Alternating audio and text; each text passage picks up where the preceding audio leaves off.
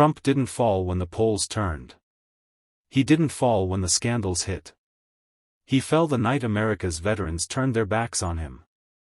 That line rolled out of the teaser trailer as millions clicked the live stream. The screen cut to a packed town hall stage in Ohio, bright white lights, a long debate desk, flags hanging heavy like witnesses. At one end sat Donald Trump, chin lifted, tie glowing red. At the other end, in a simple black blazer, Denzel Washington, not as an actor tonight, but as the moderator every politician secretly feared. The cheerin' at the bottom of the screen screamed, "Vets keep their OATH, Trump loses his cool." Social media was already on fire. Clips from the afternoon had leaked, rows of veterans at Arlington, standing in silent protest as Trump spoke, refusing to applaud, a few turning their backs. Now everyone was waiting to see the fallout, and the man who would say out loud what they were all thinking. Denzel leaned into the mic, eyes locked on Trump, voice low and precise. "Mr. Trump, tonight isn't about your feelings," he said. "It's about why men and women who wore the flag on their shoulders looked you in the eye, and said no more." The audience murmured, even the cameras seemed to zoom in closer. Trump forced a grin, but his fingers drummed the desk, a tiny tell the close-up didn't forgive. Somewhere in the front row, a group of veterans in faded dress jackets sat stone still, arms crossed, their silence louder than any boo. "This is going to get ugly," a producer whispered off camera. Denzel didn't blink. "We're live," he said calmly, eyes never leaving Trump. "So let's start with one simple question." He held up a folder stamped Veterans Oath letter, signed. The crowd leaned forward as if pulled by gravity. "When they kept their promise to the Constitution," Denzel asked, voice cutting through the studio like a bell, "why did you treat them like the enemy?" The first blow had landed. And Trump, for the first time that night, had no rehearsed applause line to hide behind. Trump shifted in his seat, the edges of his smile trembling as Denzel's question echoed through the studio. The audience leaned in, phones lifted, waiting for the kind of answer Trump rarely gave, an honest one. "Well, Denzel," Trump began, forcing confidence into his voice, "nobody has done more for veterans than me. Everyone knows that. These protesters? They're confused, they're emotional." Denzel lifted a finger. Just one. And Trump stopped talking like someone hit pause. "Mr. Trump," Denzel said, tone low and unshakably calm, "those emotional veterans include men who lost limbs. Women who carried brothers off battlefields. They kept their oath. They didn't run from it." A murmur rolled through the crowd. Trump blinked fast, searching for ground to stand on. "Look, this is all blown out of proportion. They don't represent all vets. Some people just want attention. And some want accountability," Denzel replied. "Their oath was to the Constitution. Not to you. That's why they stood in silence. That silence wasn't disrespect, it was a verdict." Trump's nostrils flared as he leaned toward the mic. "You're twisting." "No," Denzel interrupted, eyes locked on him. "I'm repeating." The camera zoomed in on Denzel's face, calm, collected, immovable. Trump looked small in comparison, almost swallowed by the bright lights he usually thrived under. Denzel continued, "They didn't fall apart tonight, Mr. Trump. You did. And you're proving their point every time you dodge the truth." A ripple of energy shot through the room. Trump clenched his jaw. Denzel didn't blink. The showdown had officially begun. The moderator shifted uncomfortably, sensing the tension hardening between the two men. The studio lights felt hotter, the air thicker, as Trump leaned forward like he was trying to reclaim ground he'd already lost. "Let me tell you something, Denzel," Trump said, his voice tightening. "Those veterans were fed lies. The media twisted everything." Denzel tilted his head, the faintest smirk touching his lips. "They didn't need the media," he replied. "They were standing 10 feet from you. A low wave of oaths slid through the audience. Trump pointed a finger across the table. You weren't there. You didn't see how they behaved. I saw enough, Denzel cut in. I saw the clip. The shaking hands. The way you backed away from them like their truth was contagious. The crowd buzzed. The clip had already hit 12 million views. Trump tried to swallow his frustration, but the mic caught every breath. You love drama, Denzel. You're an actor. And you're acting right now, Denzel shot back. Difference is, my roles come with scripts. Yours come with consequences. Even the moderator froze. Denzel leaned closer, voice dropping into a dead serious tone. Those veterans stood in silence for exactly 11 seconds. Do you know why? Trump didn't answer. Because, Denzel continued, that was the amount of time between your promise to them, and the moment you broke it. The audience erupted. Half gasps, half cheers. Trump's face reddened, his eyes darting to the camera as if searching for an exit. But there wasn't one. Not tonight. Denzel sat perfectly still, shoulders squared, expression like steel. They kept their oath, he said quietly. You dropped yours the second it stopped benefiting you. Every phone in the room was recording now. Trump clenched his fists. Denzel didn't move. This wasn't a debate anymore. It was a reckoning, with millions watching. Trump finally leaned back, trying to stabilize himself, but the damage was already spreading through the room like an electrical pulse. The audience watched him the way people watch a glass tower start to tilt, quiet, fascinated, waiting to see how far it would fall. You think you know everything, Trump muttered, waving a hand dismissively. You don't understand the pressure, the deals, the people involved. Denzel raised an eyebrow. Pressure? Those veterans lived through pressure you can't even pronounce. They didn't fold.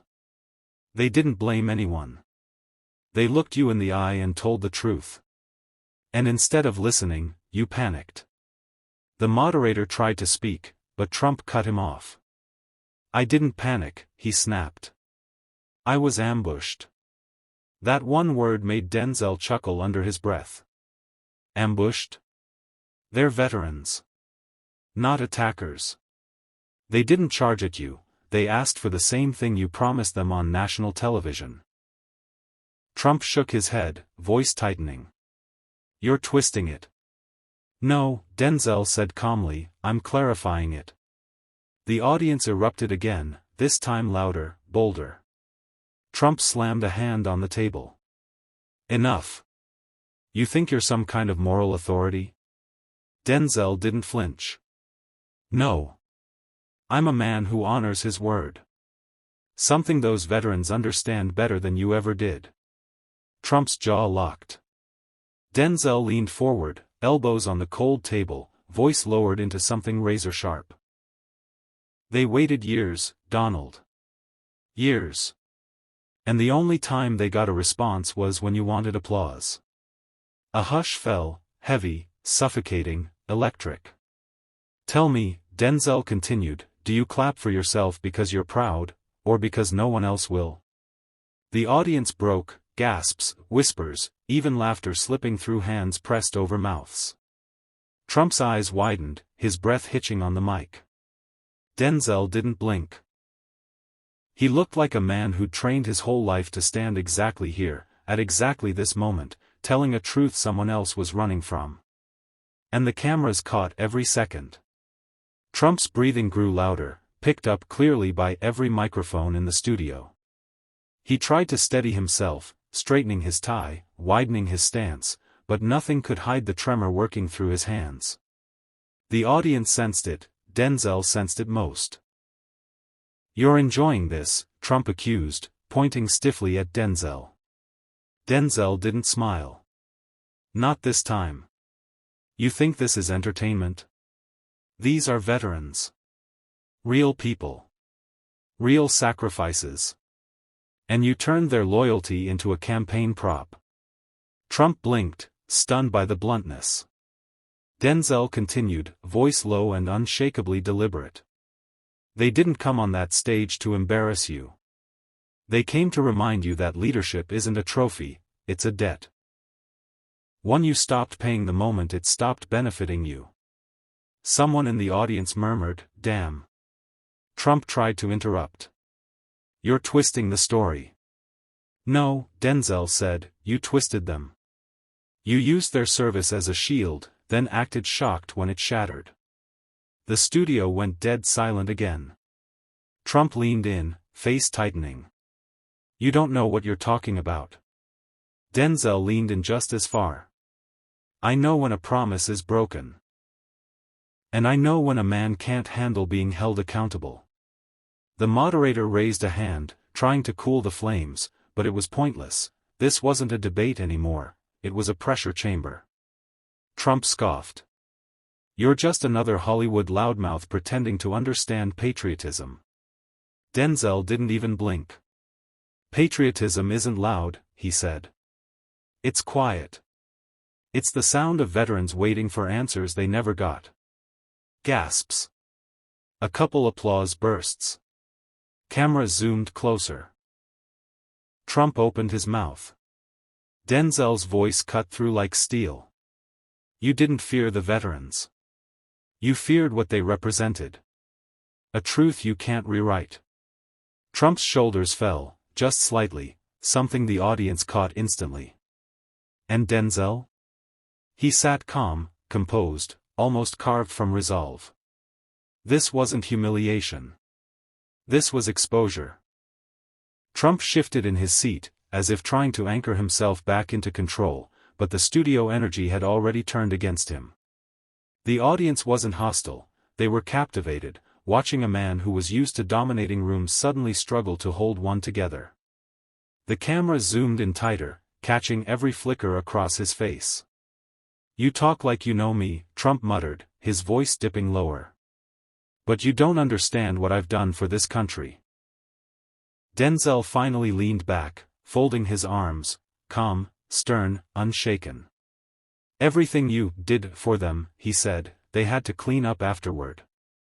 That line hit like a slap. A few people actually groaned out loud.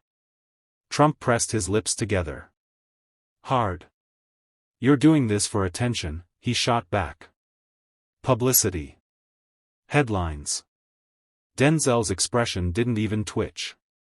"I don't need headlines. Truth doesn't need them either, it just needs a moment. And tonight," he added, "that moment belongs to the veterans you ignored." The moderator looked between them, helpless. Trump leaned forward, grasping for ground. "Those men asked me questions that weren't fair. They were honest," Denzel said. "They were emotional." Trump snapped. "They were loyal," Denzel countered. The crowd erupted at that one, claps, whistles, murmurs of agreement. Trump's jaw clenched so hard the mic picked up the faint click of his teeth. Denzel continued, voice lowering into something heavier. "They weren't attacking you, Donald. They were confronting you. And that's something you've never been good at, being confronted by the people you claim to fight for." Trump looked away for the first time. Denzel didn't. When those veterans stood silent on stage, Denzel said, they weren't protesting. They were mourning the trust they lost. The audience fell completely silent. No movement, no breath, just the weight of the moment settling into the room. "And when you walked off," Denzel added softly, "that wasn't leadership. That was a man running from the mirror." Trump's eyes snapped back to him, wide, shaken, unsure. Denzel stayed steady, grounded, almost immovable. The moderator finally whispered the only thing he could. "Let's take a breath." But the breath never came. The tension only sharpened. Trump straightened his shoulders, trying to rebuild whatever authority he had left. But the energy in the studio had already shifted, everyone could feel it. He wasn't leading the conversation anymore, he was chasing it. "You're twisting this whole thing," Trump insisted, tapping the desk with two rigid fingers. Those veterans don't hate me. They know the media set them up. Denzel exhaled through his nose, calm but razor-sharp. No one set them up. They walked in on their own. They asked simple questions. And you treated them like enemies the moment they didn't clap for you. The audience murmured, more shocked than before. Trump pointed again. You keep defending them like you were there. I defend them, Denzel said steadily, because they deserve someone who actually listens. Trump blinked, thrown off by how quietly the line hit. Denzel leaned forward. Do you know what every veteran on that stage had in common? Not medals. Not rank. Not politics. He paused. They all said the same thing, we just wanted honesty. Trump's expression tightened. Denzel's voice softened, but somehow grew heavier. They weren't looking for a hero. They were looking for a man who could keep his word. The room fell still. Trump shifted again, gripping the edge of the table. You don't know the pressure I'm under. And they do? Denzel replied. They survived war. You survived criticism. That landed like a hammer. Someone in the crowd whispered, he's done. Trump tried one last angle. You're making me out to be the villain here. Denzel didn't blink. You made yourself one the moment you walked away from the people who saluted you. A wave of stunned silence swept the room. Trump looked shaken for the first time, not angry, not defensive. Just shaken. Denzel sat firm, shoulders squared, eyes locked like a verdict. This wasn't a debate anymore. It was accountability, live. Trump's composure slipped further as the camera zoomed in, capturing every twitch across his face. He tried to recover, lifting his chin, rehearsing the confidence he usually displayed, but tonight, it wasn't landing. You think you're the voice of America? Trump scoffed. You're just an actor reading lines. Denzel didn't even shift in his chair. Actors read scripts, he said calmly. Leaders write them. And the one you wrote? Veterans rejected it. The audience exhaled as one. Sharp, stunned, almost relieved someone finally said it out loud. Trump shook his head, gripping the table. This is ridiculous. They misunderstood. No, Denzel cut in. They remembered. Trump opened his mouth, but nothing came out. Denzel continued, voice low and unshakable. They remembered every promise. Every speech.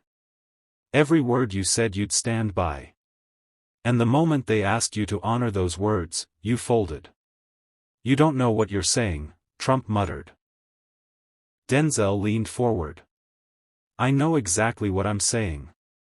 And deep down, so do you.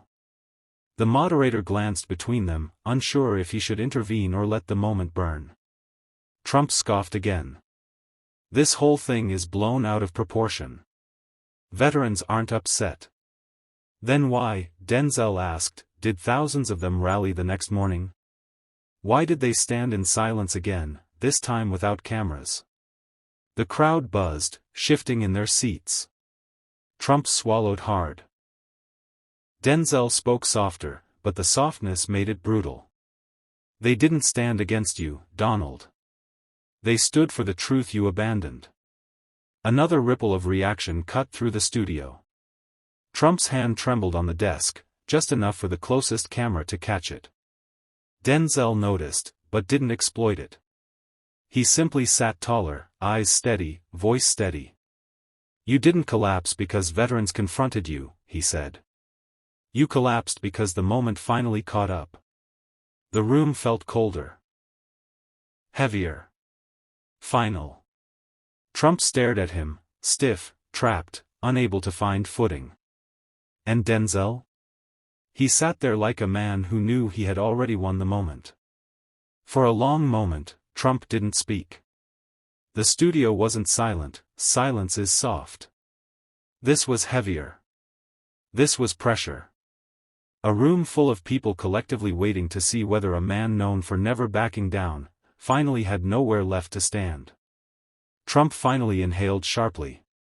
"You think you're some kind of moral judge, Denzel?" he said, forcing the words out. "You think you can sit there and lecture me about loyalty?" Denzel tilted his head slightly. "I don't lecture," he said. "I reflect." Trump frowned. "Reflect what?" "Reality," Denzel answered. "Something you keep trying to outrun." A small burst of applause came from the audience, just a few people at first, then more joining in. Trump raised a hand as if trying to push the sound away. "You're twisting everything they said," he insisted.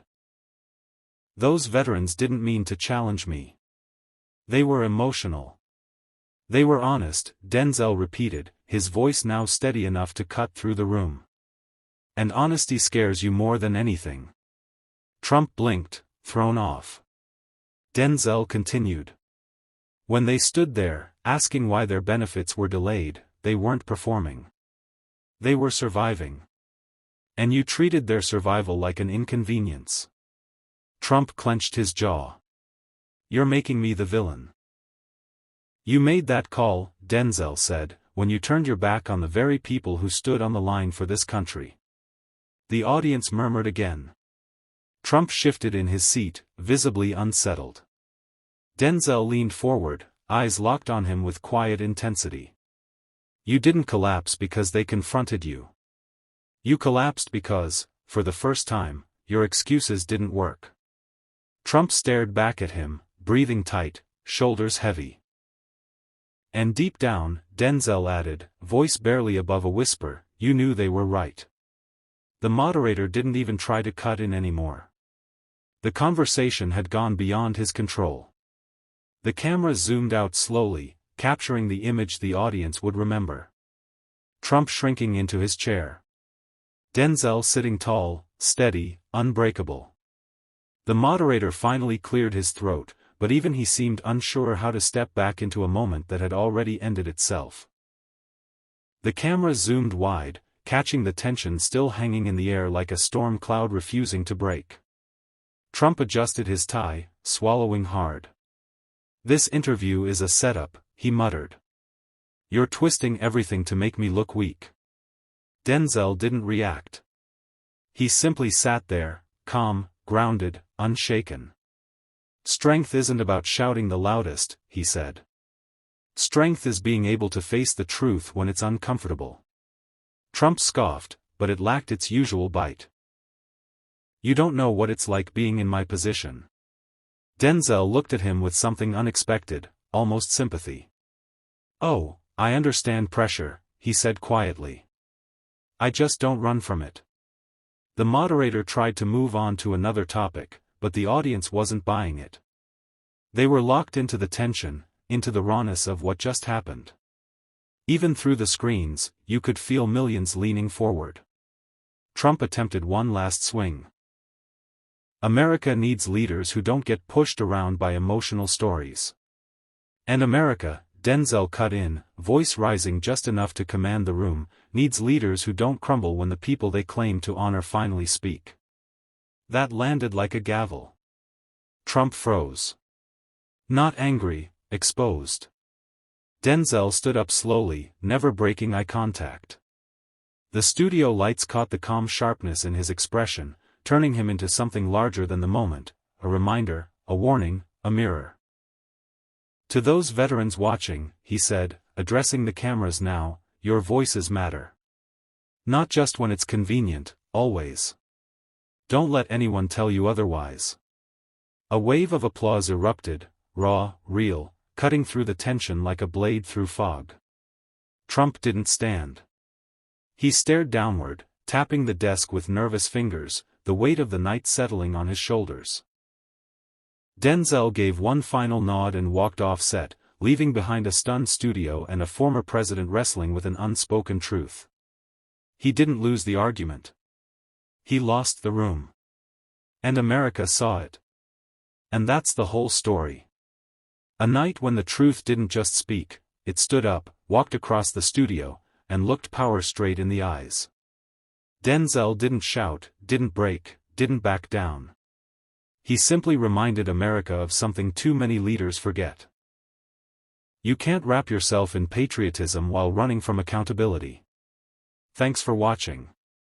If this hit you, share it. If it shook you, comment. And if you're still here, you're part of the conversation now. Stay tuned.